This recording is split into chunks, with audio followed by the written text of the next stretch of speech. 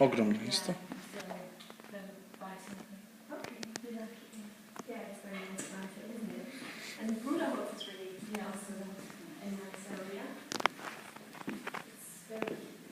Kuchnja je lepa, ali je otrcana.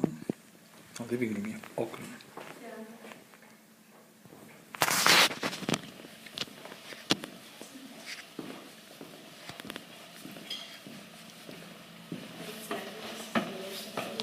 Zapatilo jedno.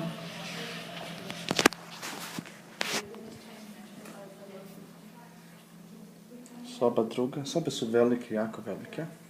Ima 4 soba. Tako da bi ovo moglo odlično da bude isto.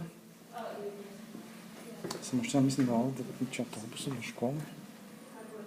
Malo nezgodno. A sobe su ogromne. Ogromne sobe.